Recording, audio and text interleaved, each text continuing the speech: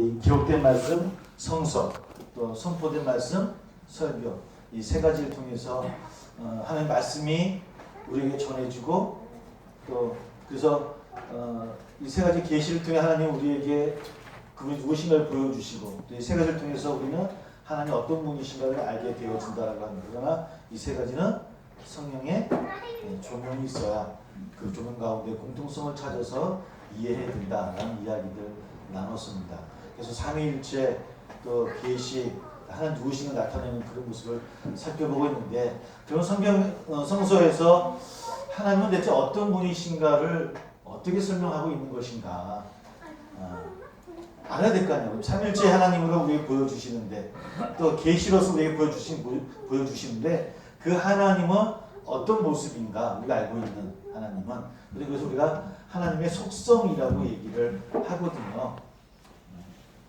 하나님 표시입니다. 이제 하나님의 속성에 대해서 우리가 살펴봐야 되는데, 오늘 말씀이 이제 대표적인 하나님의 모습을 이해하고, 속성이라는 단어는 신학적 용어지만 하나님의 모습 여러 가지. 우리가 조지 신학을 하고 있는데 사실 신학교에서는 이렇게 배우지는 않아요. 신학교에서는 하나님의 속성, 전지전능, 그런 또 철학자들 이야기를 쫙 그리고 2000년도부터 시작해서 쭉 설명하고, 또 전지면 전지수성 이런 식이고, 이거는 좀 풀어서 저희가 함께 얘기를 여러분들하고 좀 이렇게 나누고 있다라는 거 좀 아시면 좋을 것 같고요. 신학적인 용어이고요. 분명 이제 디모데 1장 66절에서는 오늘 읽어드린 말씀 속에서는 이제 영원하신 하나님이신데 그분은 보이지도 아니하시고 만나지 못할 것이고, 그러니까 유한한 존재인 우리 인간이 볼 수 없는 분이에요. 그러니까 구약에서 하나님을 보면 어떻게 된다고요? 죽는다고 얘기했잖아요. 그러니까 만날 수도 없고 보지도 못해요. 보면 죽어요. 그러니 예수 그리스도가 하나님이시다는 그 신학이 초대교회에 팽배해 있었지만, 많은 유대인들도 마찬가지로 기독교 유대인들도 그 말씀이 쉽게 되는 말씀은 아니었다라고 하는 거예요. 어려웠죠. 그러니까 하나님은 보이지 아니하시는 분이시고, 만나지도 못하시는 분이시고, 들리지만 볼 수도 없는 분이시고, 그래서 모세도 신에서 내려올 때 그 광채가 남아있어서 눈이 부셔서 못 봤다고 그랬잖아요. 하나님이 아니신데도 불구하고 그 광채 때문에 보지 못할 정도로 그렇게 두려운 하나님이신데, 그럼 어떻게 해야 그 하나님을 우리가 알 수 있겠는가의 문제예요. 하나님의 속성을 우리가 알기 위해서는 뭔가 우리가 만나든지 보든지 해야 되잖아요. 우리가 옆에 아내, 남편, 친구분들 계시잖아요. 잘 아십니까? 사장님 잘 아세요? 제사님 진짜 잘 아세요? 모르신다면 안 되는데. 잘 아세요? 심각하네. 다시 부부 세미나를 우리 다시 해야 되나 어떻게 해야 되나. 어려워요 사실은. 근데 그거 좀 안다고 얘기하잖아요. 부부 또 친구들끼리, 그죠? 근데 사실은 안다라고 하는 것도, 안다고 하는 그 지식은 누구의 지식이에요? 사실은 나의 지식이에요. 나의 지식. 그러니까 그분이 전체 남편, 아내, 친구이면서도 전체 그게 정확히는 모르죠. 내가 아는 거야. 내가 나의 아니에요. 나의 지식이라고 해요. 그러니까 하나님의 속성도 좀 마찬가지예요. 하나님 우리가 알아가긴 알아가지만, 또 안다라고 이야기하지만, 그 안다함은 인간의 입장에서 아는 거예요. 하나님의 입장은 아니라고 합니다. 그리고 불구하고 알 수 있는 것은 성서를 통해서, 여러 가지 통해서 우리가 알 수가 있죠. 뭘 먼저 알 수 있냐면, 일단 우리 성서를 통해서 하나님이 어떤 분이신가를 우리가 알 수가 있어요. 그래서 성서를 성경 읽어보면 그분의 성품에 대해서 많은 이야기들이 성경 속에 나와 있어요. 그죠? 그분의 성품이, 그죠? 그렇지만 성서가 하나님을 보여주긴 보여주지만 체계적이진 않아요. 구체적이도 않아요. 그죠? 어떤 역사나 사랑과의 그런 이야기 속에서, 또 관계 속에서 그 하나님은 이런 분이시구나 저런 분이시구나를 알 수 있지. 사실은 창세기 하나님은 사랑이 많으시다. 청소자는 나오지만 사랑이 많으시다. 그래서 사랑을 쭉 설명하든지 그분은 이런 식의 설명은 아니고, 여러 가지 많은 이야기 속에서 하나님이 어떤 분이신가를 그 속성을 알 수가 있겠죠. 또 하나는 어떤 걸 알 수 있냐면 뭐 전통이라고 얘기할까요? 예배가 있고 공동체 생활이 있고 이런 예배와 성도들 공동체 생활을 통해서 하나님은 그런 하나님이신가 보다 라고 알 수가 있는 거예요. 우리가 그분을 보면 하나님을 보는 것 같다라는 표현을 자주 하죠. 자주 들으십니까? 목사님, 네네, 감사합니다. 저는 잘 못 들어서. 그러니까 그렇게 사람을 통해서 공동체 생활을 통해서 어떤 공동체 가면 야 여기는 하나님이 함께 계신 것 같아. 그러면 그 공동체가 어떤 모습인가를 가지고서 판단하는 거잖아요, 그렇죠? 공동체가 뭐 사랑이 많다든지 용서가 많다든지 신나게 잘 논다든지 여튼간에 그런 공동체를 통해 하나님을 알 수 있던 것처럼 어떤 전통을 통해서도 하나님의 속성을 우리가 알 수가 있어요. 또 하나는 계시를 통해서 지난주에 배웠던 그 여러 가지 계시를 통해서도 하나님이 어떤 분이신가를 우리가 알 수가 있죠. 그러니까 그럼에도 불구하고 이런 세 가지의 것들을 통해서 하나님의 속성을 알 수 있긴 알 수 있지만 체계적인 건 아니에요. 논리적인 것도 아니에요. 아까 얘기했던 것처럼 내가 당신을 알지만 내가 아는 거예요. 정확히 그분이 뭔가를 정확히 알지 못해. 내 지식으로 알 수 있는 것. 이것이 어떤 우리의 한계가 아닌가. 그래서 굉장히 유비적으로 우리가 알고 있는 거예요. 유비적이라는 말은 어떤 대상을 설명하기 위해서 다른 대상들을 갖다 놓고 설명할 때 유비적이라고 그러거든요. 그러니까 하나님의 속성을 알기 위해서는 하나님 자신을 우리에게 보여주신 것이 아니라 다른 성서나 전통이나 이런 계시들을 통해서 하나님의 속성을 우리가 알게 되는 것들이 유비적이에요. 유비적으로밖에 우리가 알 수가 없더라고 하는 것을 우리가 했으면 좋을 것 같고 그럼에도 불구하고 하나님 우리의 속성을 많이 이야기를 해요. 속성을 나누기를 공유적인 속성이라고 얘기하고 비공유적 속성 두 가지의 하나님의 속성이 있어요. 체계적이진 않지만 공유적이라고 하면 뭐냐면 하나님을 아는 것도 누가 아는 거죠 지금? 인간이 그렇죠? 그러니까 인간이 안다고 하는 건 인간의 입장에서 하나님을 판단하는 거잖아요, 그렇죠? 그러니까 우리 인간도 갖고 있는 속성을 가지고 하나님을 판단을 해요. 어떤 것들이 있을까 생각해 보면 우리가 하나님 이런 분이셔 얘기할 때 우리 보통 뭐라고 얘기하죠? 여러분들이 고백하는 하나님, 사랑의 하나님 이런 거. 하나님을 표현하지만 우리 인간에게도 사랑이 있잖아요. 또 뭐가 있습니까? 여러분 표현하기를 공의의 하나님. 또 의로움, 선하심, 뭐 인내 하시는 하나님. 이런 그러니까 인간에게도 있고 우리도 함께 공유할 수 있는 그런 속성들. 그럼에도 불구하고 하나님은 이런 분이야라고 표현할 때를 공유적인 속성이라고 얘기를 하고 그렇지만 인간에게는 없는데 하나님에게 있어서 우리가 표현하는 비공유적인 속성이 있어요. 이건 하나님께 있는 것 같아요. 우리 보통 어떤 것들이 있어 우리가 많이 사용하는 하나님을 표현할 때 뭘 사용합니까? 전능 또 예? 심판이 하나님. 사실 심판 단어는 속성에는 안 들어가요. 속성이 안 들어가지만 그 심판하시는 하나님. 또 창조 하나님. 창조도 속성에 들어가지 않지만 창조하시는 하나님. 근데 창조 잘 말씀하죠. 창조가 하나의 속성에서 떼야 뗄 수 없는 관계예요. 우리가 속성을 할 때 창조를 떼어놓으면 우리가 3단으로 가요. 좀 이따 나중에 설명해 드릴게요. 4단을 가지고 또 뭐가 있을까요? 전능, 무소부재. 또 뭐가 있습니까? 거룩. 또 거룩. 영원.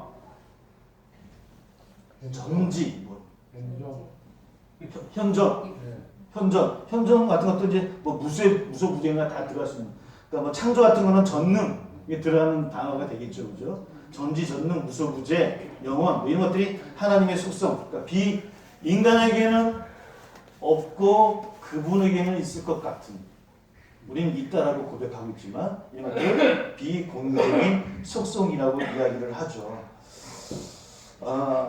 근데 사실은 이런 속성들이 있는데 이런 하나님의 속성을 이야기할 때 아까 체계적이지 않고 구체적이지 않다고 얘기했지만 이런 것들이 그 하나님을 우리가 고백할 때 굉장히 신뢰가 있어요, 없어요? 이런 공유적인 비공유적인 속성을 갖고 있는 하나님이시란 말이에요. 그럼 그런 하나님 믿는 우리 입장에서 그 하나님이 신뢰가 가십니까? 안 가십니까? 신뢰가 가죠. 신뢰 가게 여기 앉아 계실 거 아니에요. 신뢰지. 외로 가실 거 아니에요, 그죠? 들으실까봐 나자들은 부분을 계속 하고 있을 거야. 여하튼간에 그럼에도 불구하고 우리의 삶을 한번 가만히 되돌아보셔요. 이런 전능하시고 무소부재하시고 막 사람도 많으시고 뭐 이런 하나님이시라고 한다면 그런 하나님이신데도 불구하고 우리가 신뢰하는 하나님인데 근데 왜 고난이 있고 왜 가뭄도 있고 왜 홍수도 나고 왜 지진도 나서 왜 아픔을 입게 하실까? 나는 이런 질문을 합니까 안 합니까?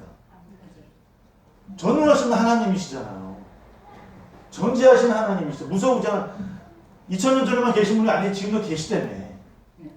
그러면 홍수 나는 걸 좀 막아주시고 가뭄을 좀 없애주시고 지진 좀 멈추게 해주셔서 산불도 났는데 싹 좀 꺼주셔 비를 좀 보내주셨으면 아픔을 안 당할 텐데 대체 전능하신 하나님 우리가 믿고 있는 이 전능하신 하나님이라는 그분은 대체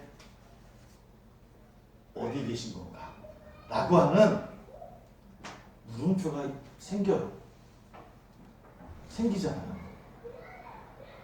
그러니까 우린 지금까지 하나님의 속성을 알고 있을 때 공유적이고 비공유적인 속성들을 이야기하고 하나님을 우리가 찬양했지만 그 우리 한 구석에 뭐가 있냐면 물음표가 있는 거예요. 왜 전능하신 하나님이 그러시지? 우리 가정 하나 왜 못 지켜주셔? 왜 이 집에 조그만 이 나라 왜 하나님이 통일 안 시켜주시고 대체 왜 그러시는 거야? 전능하신 거 맞아? 아니 그 하나님이라고 저희 하는 오늘 부처님 나신 날인 거죠. 올해는 부처님이 도와주시지 않으셔. 월요일이나 화요일이 돼야 되는데 부처님이라고 하면 뭔 차이가 있어 대체? 좋으신 분이네. 전능은 아닌 거 아닌가? 라고 하는 한계를 느껴요 우리가. 그렇지 않습니까? 그럼 우리가 하나님의 속성, 머리로는 속성을 배우고 있는데 실생활, 우리의 삶 속에서는 그 하나님을 고백 못하고 있는 거예요. 왜 그럴까? 이런 질문을 하지 않나요? 우리는 하잖아요. 물론 이거는 신학교에서는 이렇게 안 가르쳐줘요, 둘이 신학을. 저도 하나님 이런 분이시야라고 끝났어요. 그리고 철학자는 막 이런 얘기했어. 플라톤은 막 선을 얘기했고, 누구는 어거스틴은 이렇게 토마스는 이런 얘기했어라고만 딱 끝냈지만 현장에 나와 보니까 전능하신 하나님이 전능을 안 해요. 아니 이 나라에 많은 목사들인데 나 하나도 잘 책임을 안 져주시는 것 같아. 부딪히잖아요. 이게 많은 그리스도 있는데 왜 내 기도 하나 못 들어주시지? 나는 한계에 부딪혀요. 그러다 보니까 하나님을 안다고 하면서 우리가 어떤 하나님을 믿냐면 내 취향에 맞는 하나님을 만든 거예요. 그게 우리가 하나님을 알고 있는 우리의 모습이에요. 성경에서 이야기했던 하나님을 우리가 공부를 하고 배우긴 배웠지만 정작 우리 삶 속에서는 내 취향에 맞는 하나님, 좀 더 나아가면 우상 같은 하나님을 우리가 만들고 있더라는 것이죠. 그래서 어쩌면 우리가 하나님의 속성, 하나님을 알아간다고 하는 것은 뭐냐면 하나님의 속성을 배우는 정말 중요한 것은 뭐냐면 내가 갖고 있던 신앙의 모습들을 교정해가는 과정이라고 보시면 돼요. 사실은 굉장히 어렵고 재미있는 신학이기도 하지만 더 깊게 들어가면 불편한 교리가 될 수 있는 게 하나님의 속성이더라는 것이죠. 그럼 이 문제를 어떻게 해결할 것인가의 문제예요. 어떻게 해결할 것인가. 그런 문제들을 한번 우리 하나님의 비공유적인 소성을 하나 한번 생각해 보면서 한번 같이 한번 생각을 해보도록 할게요. 우리가 비공유적 속성을 얘기할 때 가장 먼저 말씀하신 게 뭐였죠? 전능. 하나님 하면 가장 먼저 생각나는 게 전능하신 하나님 이야기하는데, 전능을 우리가 이야기할 때, 전능하신 하나님을 이야기할 때 놓치지 말아야 되는 게 뭐냐면, 아까 우리 이성수 선생님 말씀하신 것처럼 창조자, 창조. 그러니까 전능하신 하나님, 창조. 이 둘 관계를 놓치면 아까 같은 내 취향의 하나님을 우리가 만들게 되어져요. 왜 그런가 한번 살펴보도록 할게요. 우리가 추상적으로 생각하면 전능은 어떤 의미입니까? 모든 것을 하실 수 있는 능력. 그런데 실상은 우리 가운데 그런 하나님은 만나기가 잘 없어요. 만나시나요? 여러분들 솔직히 한번 얘기해 보세요. 전능하신 하나님, 전능하신 하나님이 하는데 그 전능하신 하나님이 우리에게 보여주시던가요? 잠잘 때면 눈이 여기 가 있어서 뭐 앞에 붙어 있고 뭐 이런 일들이 막 일어나시던가요? 하나님은 다 하실 수 있는 분이잖아요. 바다도 가르셔야 되고. 왜 전능이라는 단어를 왜 고백하는 걸까? 성경에서는 왜 전능하신 하나님을 보여주는 것일까라고 우리가 이해를 하려면 이 창조에 관한 부분들을 우리가 놓치면 어렵다라고 하는 것이죠. 전능을 창조와 함께 생각해야 되는 이유가 두 가지가 있는데 한번 제가 좀 읽어드릴게요. 전능을 창조와 함께 생각해야 되는 이유 두 가지인데, 첫 번째 뭐냐면 이렇게 읽어드릴게요. 전능이라고 하는 것은 자기가 원하는 것을 다 할 수 있는, 성경에서는 이 군주 같은 그런 능력이 아니라 하나님 사랑 안에서의 자유로움이다 라고 하는 것이 이제 조직신학에 써 있는 그 설명이에요. 다시 한번 설명드릴게요. 전능은 자기가 원하는 모든 것을 다 할 수 있다라고 생각하는, 할 수 있다라고 보여주는 군주, 독재 같은 그런 능력이 아니라 하나님의 사랑 안에서 우리에게 주어진 자유로움이다. 이것이 이제 보통은 조직신학 책에 쓰여 있는 설명이에요. 달리 이야기하면 창조라고 하는 것은 모든 걸 할 수 있는 하나님인데도 불구하고 그분의 것을 나누는 방식으로 우리 인간에게 베푼 첫 번째 사건이 뭐냐? 창조라고 하는 거예요. 그러니까 하나님의 나누는 방식, 하나님의 나누는 방식으로 인간에게 보여준 사건, 그게 뭐냐? 창조예요.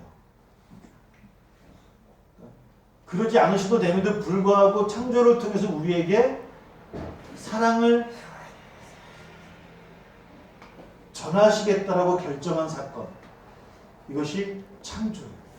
인간을 만들지 않아도 되는데, 에덴 동산을 만들지 않아도 되는데 그냥 흑암에 두어도 됨에도 불구하고 그것을 정리하시고 이 땅에 이 우주를 만드시는 하나님, 오직 흘러넘치는 사랑, 그것이 전능하신 하나님이 이 땅에 베푸신 사건이다 라고 창조를 먼저 이해를 했으면 좋을 것 같아요.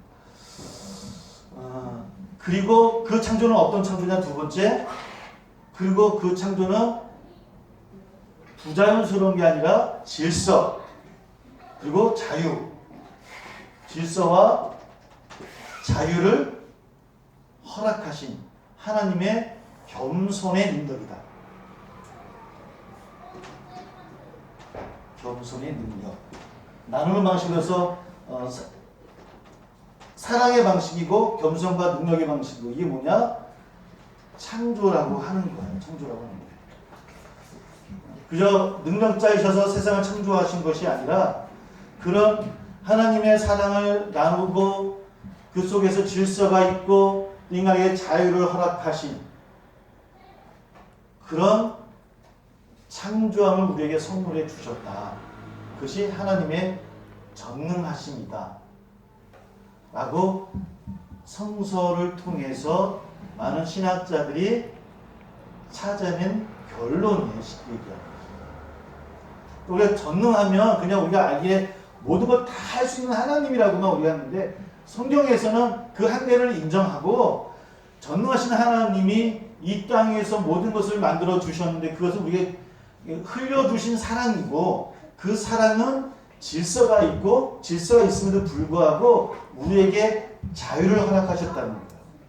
그만큼 전능하신 하나님이신데도 우리에게 모든 것을 넘기신 겸손, 능력을 우리에게 보여주신 사건, 그것이 뭐냐? 창조다. 그 전능하심을 성경은 찬양하더라. 어렵죠? 그냥 우리가 알듯이 전능하신 물론 다 하시나 무슨 필요 없습니다. 그래도 하나님은 다 하십니다. 우리 가정을 위해서, 나를 위해서, 우리 자녀를 위해서 전능하신 하나님이십니다. 아멘? 아멘 하시려고 하면 저도 믿어요. 근데 좀 더 나아가고 그렇게만 우리가 받아들여 보면 상처를 받아요. 우리가 한계를 부딪혀요. 근데 그 전능하신 하나님께서 이 땅에 이 우주를 만드시고 우리에게 사랑을 흘려 보내셨구나. 그 전능하신 하나님이 자기 능력을 내려놓으시고 우리로 하여금 질서를 지키고 자유롭게 우리가 이 땅을 유지하게끔 겸손히 뒤로 물러나시는 하나님이시다. 그 하나님은 전능하신 하나님이심에도 불구하고 그분은 겸손하시고 그리고 내려놓고 인내하시는 분이시구나 라고 하는 것을 우리가 이해를 하면 전지라고 하는 그 하나의 속성으로 넘어갈 수 있어요. 전지는 뭡니까? 전지하면 무슨 단어도 생각나나요? 예지, 예언. 예지나 예언은 뭡니까? 우리가 전지하신 하나님 하면 뭐라고? 전능하시고 전지하신 하나?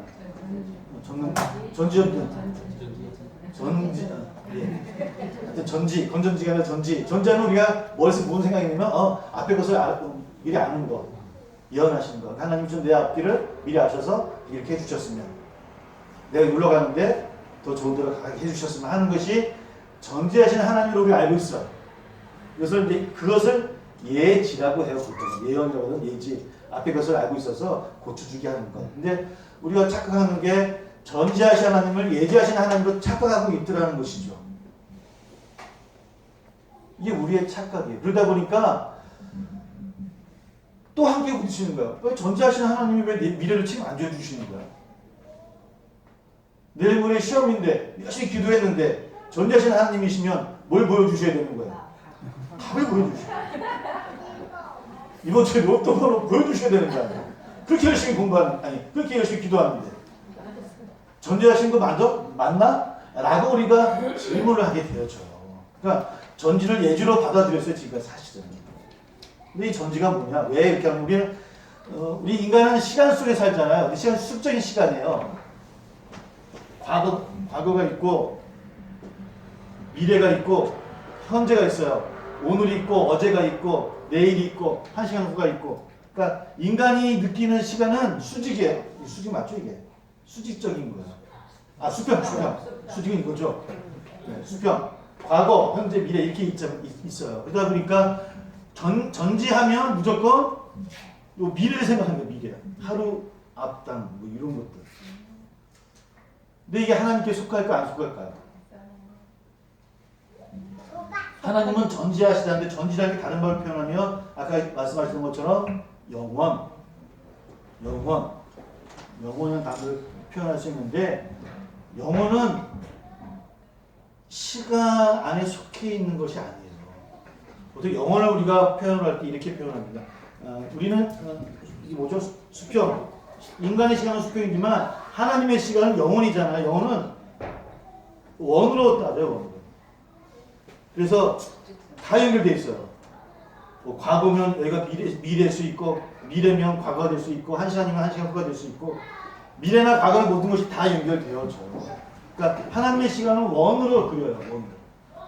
그러니까 처음과 끝, 우리가 뭐 처음과 끝이 되신 하나님이라고 기도를 하지만 실제적으로는 하나님에게는 시간이 없으신 분이에요. 그냥 인간의 단어로 영원이라고 고백했지만 시간 처음과 끝이 없어요.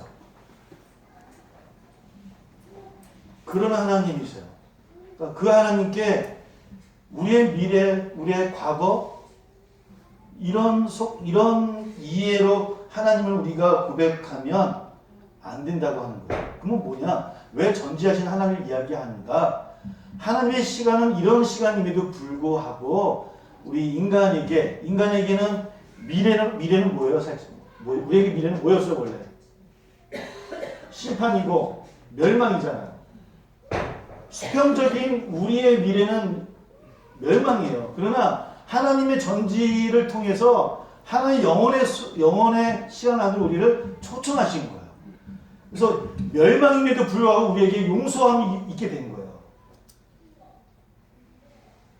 심판, 지옥임에도 불구하고 우리에게 구원의 은혜가 정해지게 된 거예요. 이것은 수평적인 시간 안에서는 주어질 수 없음에도 불구하고 전지하신 하나님의 우리에게 베푸신 은혜를 통해서 구원의 은혜를 거하게 되어지고 심판에서도 면제되어지고 이런 은혜가 우리 안에 들어오게 되어진 것. 그러므로 그분은 그러니까 그 모든 것들을 우리가 그 길로 갈 수 있도록 인내하시는 거예요. 하나님. 그러니까 전지하신 하나님은 다른 말로 표현한다면 인내하시는 하나님이에요. 우리가 멸망받을 수밖에 없음에도 불구하고 영혼 속으로 우리를 받아들이셔서 우리가 고쳐지기를 우리가 하나님 앞에 나아오기를 하나님 앞에 우리 고백하기를 기다리시는 거예요. 인간의 시간 속에서 그런 하나님이 바로 전지하신 하나님이시다. 우리 미래를 후딱 아셔서 날 뭐 붙게 해주시고 뭐 피하게 이런 하나님이 아니시다. 성경이 이야기하는 전지하신 하나님은 그런 하나님의 시간을 우리를 초청해 주셔서 우리를 구원의 길에 거하게 하셨다라고 하는 것. 그런 심오한 사랑이 표현되어진 것이 전지하신 하나님의 속성이라고 합니다. 그래서 우리가 전지전능하신 하나님의 대표적인 그리고 그 전지전능한 하나님은 그러므로 창조의 관계, 창조자라고 하는 그의 고백을 우리가 떨어뜨려 놓고서는 할 수 없다라고 합니다. 우리 사도신경에도 뭐라고 되어 있습니까? 사도신경에도 봐야 돼. 나는 전능하신 아버지 하나님 천지의 창조주를 믿습니다. 그러니까 창조를 늘 빼어서는 안 돼요. 우리는 창조의 하나님을 빼다 보니까 전능 전지를 잘못 이해를 하고 있다라고 하는 거예요. 이것이 다 5분만 더 할게요. 루터에게 와서는 물론 이제 아까 토마스 아퀴나스나 이런 분들은 뭐 단일성, 또 어거스틴 같은 경우는 선이 하나의 최고의 속성이다 얘기했지만 이런 것들을 루터는 이제 뭐라고 이야기하냐면 이런 모든 것들을 어디에 집중시키냐면 십자가에 집중을 시키는 거예요. 하나님의 속성은 우리가 십자가에 맞춰야 된다. 십자가 안에 하나님의 창조의 의미가 담겨져 있고 십자가 안에 하나님의 용서의 의미가 담겨져 있고 십자가 안에 부활의 의미가 다 담겨 있다. 그러면 하나님의 속성은 십자가다. 십자가는 곧 누구를 뜻합니까? 예수 그리스도시다. 그러니까 예수 그리스도를 통해서 우리는 하나님의 속성을 알 수 있다. 라고 루터가 이야기하면서 종교개혁이 시작되어진 거예요. 그러니까 우리는 지금 누구를 중심으로 우리는 신앙생활을 하고 있는 겁니까? 예수 그리스도. 예수 그리스도를 통해서 그분 하나님이 어떠한 분이신가를 우리가 깨닫고 하나님의 속성을 알아가는 거예요. 용서하신 하나님을 얘기하듯이. 그러나 전지전능하신 하나님의 이미지를 우리가 좀 잘 알아야 되겠죠. 성경은 하나님을 닮아가는 것을 뭐라고 하면 모방이라고 이야기를 해요. 그분의 길을 따라가야 된다라고 하는 것. 제가 그 작가 이름은 생각 안 나는데 프랑스의 그 소설 가운데 하나님의 이력서라고 하는 소설이 있어요. 한은님이라고 우리 한국에 나와 있는데 하나님이 이제 이 땅에 내려와서 대기업에 이력서를 내신 거예요. 이력서 보니까 막 거기에 전능하고 막 전지하고 막 이런 게 막 들어있잖아요. 이력서예요. 근데 뭐 심사위나 그 면접관하고 뭐 하는데 뭐 어려움을 당해요. 뭐 하여튼 이런 과정을 통해서 이제 결과를 나중에 기다리시는데 어떻게 됐을까요? 떨어졌어요. 이력서는 엄청 좋잖아요. 막 뭐 모르는 게 없으시고 뭐 전능하시고 전지하신 하나님이시니까 대주하라는 하나님 떨어지신 왜 그랬을까요? 하나님의 속성이 이 땅에 특별히 자본주의 이 땅, 20세기 들어 자본주의 이 땅의 속성과는 맞지를 않는 거예요. 정말 훌륭하신 하나님의 속성인데 예수 그리스도를 따라가는 우리가 하나님의 속성을 예수 그리스도라고 고백했고 예수 그리스도의 삶을 살아가는 것이 그의 그리스도의 삶이잖아요. 모방하는 거잖아요. 우리가. 그것이 하나님의 속성을 믿고 사는 우리들의 모습이어야 되는데 근데 하나님의 속성 가지고는 이 땅에서 이력서를 내보니까 떨어져요. 이 땅의 속성과는 맞지를 않는 거예요. 그럼 우리 어떻게 될까요? 그래서 우리는 아까 얘기했던 것처럼 하나님의 전능하신 부분들을 우리 나름대로 내 취향에 맞게 고백한 거예요. 그러니까 우리는 붙을 수 있어요. 그러나 실제로는 하나님의 속성을 믿는다고 한다면 정말 따르는 사람이라고 한다면 이 세상이 좋아할까요? 안 좋아할까요? 그래서 세상 사람 나를 안 좋아하는구나. 이걸로 만족하시면 안 돼요. 그건 또 제가 보기엔 다른 문제 같아. 이 문제는 아닌 것 같아. 그냥 심각하게 고민해 보셔야 되겠네요. 그러니까 사실은 이 하나님 누구신가를 아는 이 신학은요. 이렇게 하나씩 나아가다 보면 정말 좋은 우리의 고백이지만 사실은 이 땅에 사는 우리들에게는 불편한 교회예요. 왜? 그리스도인이라고 한다면 정말 그리스도인답게 살아가고 있다고 한다면 세상에 보기에는 좀 끔찍한 속하지 않은 삶을 사는 사람들이에요. 그럼 어떻게 살아야 될까요? 마지막 결론만 하고 어떻게 살아야 될까요? 빨리 대답하세요. 어떻게 살아야 될까요? 이렇게 볼게요. 하나님의 속성을 믿으니까 우리 하나님의 속성을 따라가야 될까요? 말아야 될까요? 말은 잘하잖아요. 따라가야 돼요. 따라가야 돼요. 근데 불편해요. 그래서 아까 뭘 말씀드렸어요?